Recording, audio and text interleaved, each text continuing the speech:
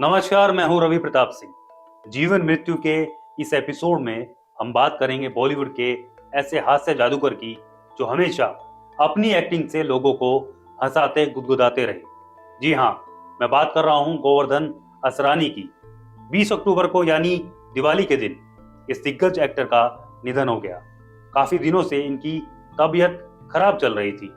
गोवर्धन असरानी का जन्म 1 जनवरी 1941 को राजस्थान के जयपुर में हुआ था। उनका परिवार सिंधी हिंदू था। उनके पिता गोपाल दास असरानी भारत पाकिस्तान बंटवारे के बाद सिंध से आकर राजस्थान के जयपुर में बस गए थे।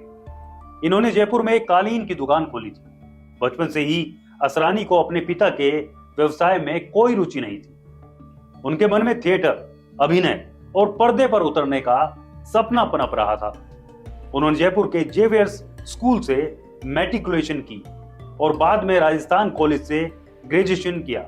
साथ ही उन्होंने जयपुर के ऑल इंडिया रेडियो में वॉइस आर्टिस्ट का काम भी किया ताकि पढ़ाई का खर्च निकाल सके।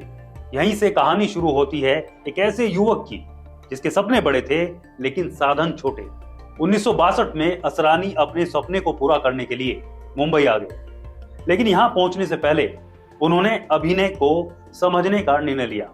उन्होंने 1960-62 के बीच साहित्य कल्याबाई ठक्कर से अभिनय के गुर सीखे। उन्हें महान निदेशक ऋषिकेश मुखर्जी ने सुझाव दिया था कि भाई तुम अभिनय को प्रोफेशनली सीखो।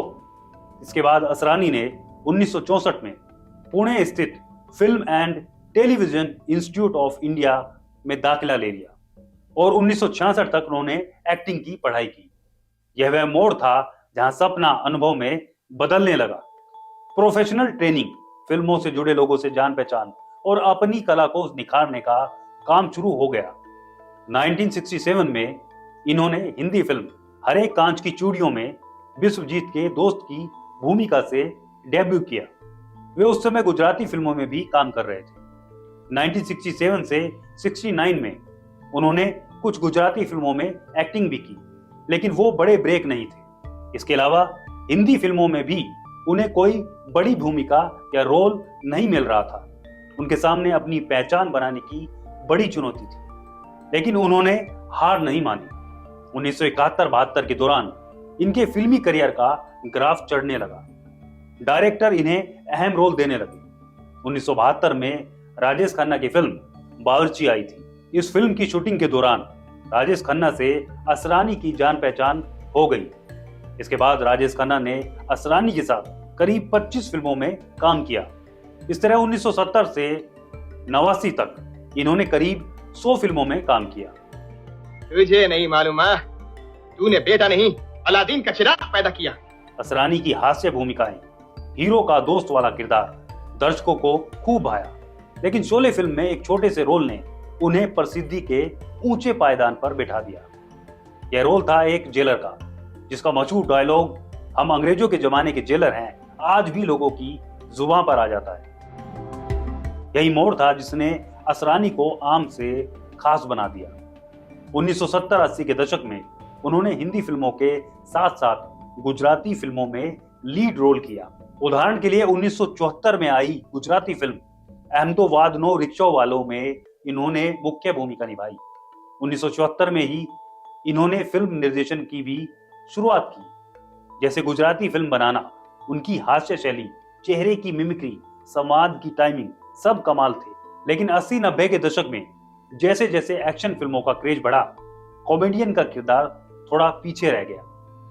इन्होंने खुद स्वीकार किया कि 1985 से 93 के बीच उनके रोल छोटे होते गए, लेकिन अपने करियर के इस खराब दौर से भी ये उभर गए।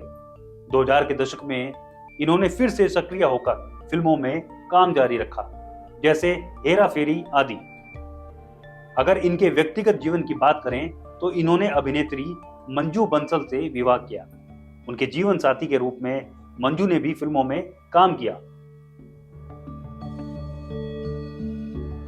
दुर्भाग्य से 20 अक्टूबर 2025 यानी दिवाली के दिन मुंबई में इनका 84 वर्ष की उम्र में निधन हो गया।